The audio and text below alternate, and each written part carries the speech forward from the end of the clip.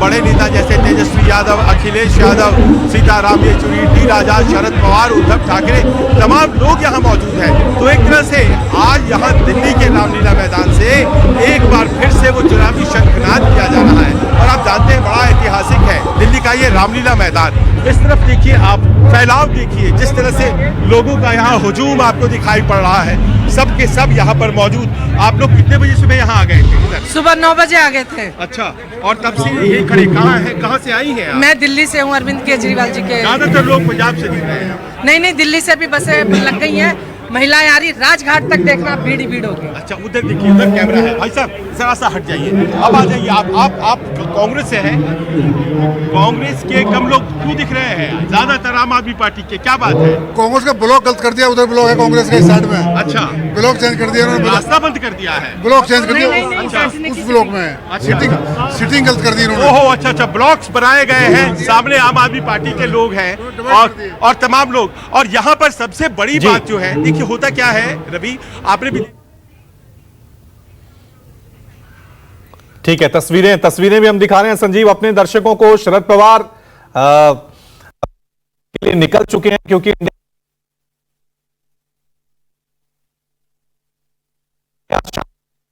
आपको बता रहे हैं कि आज चाहे एनडीए हो चाहे इंडिया अलायंस हो, दोनों की तरफ से चुनावी बिगुल आज बजा दिया गया है।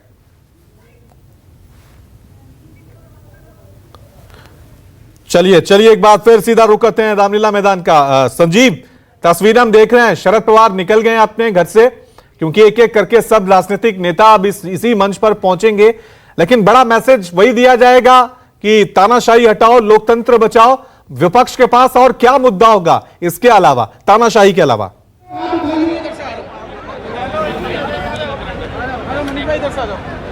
रवि, आपसे भी कई बार जब बात होती थी तो हम लोग यही समझते थे कि सबसे बड़ा मुद्दा जो आज की तारीख में है विपक्ष के पास, वो दरअसल महंगाई और रोजगार का है। लेकिन ये ऐसे मुद्दे नहीं होते हैं जिनको लेकर के आप चुनाव में जाए और सीधे तौर पे फायदा हो जाए। और इसीलिए विपक्ष तलाश रहा था कि कोई ऐसा फौरी मुद्दा उन्हें दिखाई पड़े जिसके दम पर वो लोगों के बीच जाए।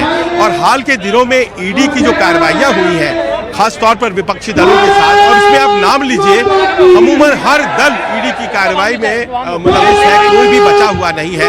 उसने एक कॉमन थ्रेड दे दिया है, और वो कॉमन थ्रेड का नजारा आप इस तरफ देख लीजिए। वो कॉमन थ्रेड जो जोड़ता है सभी विपक्षी दलों को, और सभी विपक्षी दल के बड़े नेता जो कि ईडी या सीबीआई के गिरफ्त में है, आज उसी के प्रतिवाद के तौर पर और उसी को एक मुद्दा बनाते हुए यहाँ पर सब लोग आए हैं। और कोशिश ये हो रही है जताने की कि देखिए, एजेंसियों का दुरुपयोग जो है वो लोकतंत्र की हत्या है, और इसी कारण से लोकतंत्र बचाने के लिए हम जुड़े हैं। उसमें सबसे प्रमुख जो चेहरा होंगे वो अरविंद केजरीवाल होंगे। पर यह आयरनी है, ये विडंबना ही है, यहीं पर इसी रामलीला मैदान में हम लोगों ने अरविंद केजरीवाल की विशाल रैली देखी थी इसी मंच से, जब वो इंडिया अगेंस्ट करप्शन के बैनर तले तमाम भ्रष्टाचार का विरोध किया करते थे और वो कहते थे कि हम सबों को जेल भेज देंगे। भ्रष्टाचार के आरोप पे आज वही जेल चले गए।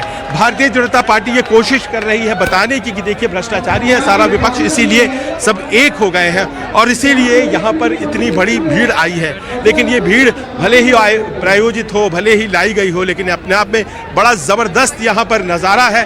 ये तमाम लोग जो कि पंजाब और दिल्ली से यहाँ पर जमा हुए हैं। आप लोग यंगस्टर्स, आप लोग यहाँ मौजूद हैं, क्या बात है? हाँ जी, आप लोग यंगस्टर्स यहाँ मौजूद हैं, क्या बात है, क्यों आए हैं? ये जो सच्चाई की लड़ाई, मैं इसको बोलूँगी, सच्चाई की लड़ाई के लिए हम साथ में खड़े हुए हैं, क्योंकि अरविंद केजरीवाल जी को गलत तरीके से अरेस्ट किया गया। एक सिटिंग चीफ मिनिस्टर को गलत केस में एक सिर्फ बयानों के तौर पर अरेस्ट किया गया है, जो कि बिल्कुल गलत है। इसलिए हम लोग एकत्रित हुए। आपके जैसे बहुत से युवा हैं जो कहते हैं कि प्रधानमंत्री बहुत अच्छा काम कर रहे हैं, वो कहते हैं कि देश बहुत तेजी से प्रगति कर रहा है प्रधानमंत्री की निगहबानी में। आपको क्या लगता है, ऐसा क्यों लगता है आपको कि दरअसल ये गलत हो रहा है? ये जो युवा हैं जो प्रधानमंत्री की तारीफ कर रहे हैं, ये वही युवा हैं जिनको प्रधानमंत्री जी ने इनाम दिया है, उनके इन्फ्लुएंसर्स हैं। ये सब मार्केटिंग चल रही है। जो एक्चुअल में जो युवा है जो रोड पे धक्के खा रहा है, आप उनसे जाके पूछिए, प्रधानमंत्री जी ने कुछ नहीं किया है, कोई नौकरी नहीं दी है, कुछ नहीं किया है। आप क्या करती हैं?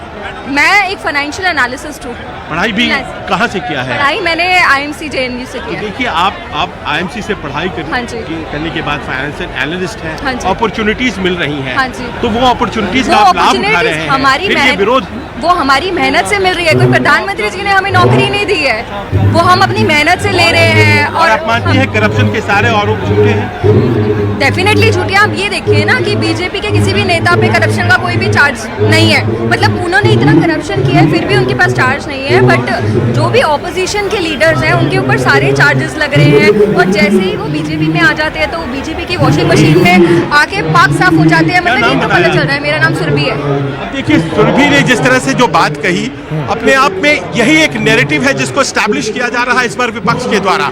पीछे की तरफ चलिए, हमारे कैमरामैन साथी जहांगीर हमारे साथ हैं, और देखिए दूर तक अगर हम आपको दिखाना चाहें, नैरेटिव जो एस्टैब्लिश करने की कोशिश है रवि, वो दरअसल यही है कि आप करप्शन के नाम पर विपक्ष को खत्म कर रहे हैं, वैकल्पिक राजनीतिक व्यवस्था को आने देना नहीं चाहते हैं। प्रधानमंत्री अपनी ताकत के जरिए तो आज को आगे बढ़ाना चाहे चाहते हैं। विपक्षी पार्टियां हो या फिर Alternative जो सरकार बात हो, कही जा रही है, दोनों की तरफ से आज अपनी अपनी तरीके से मैसेज और जनता तक नैरेटिव पहुंचाने की कोशिश की जा रही है। देखना यह है कि जनता इन दोनों के मैसेज को किस तरह से लेती है। बहुत बहुत शुक्रिया संजीव तमाम जानकारी के लिए। छोटा सा ब्रेक हम ले रहे हैं, फौरन हाजिर होंगे ताजा अपडेट के साथ। देखते रहिए News 24।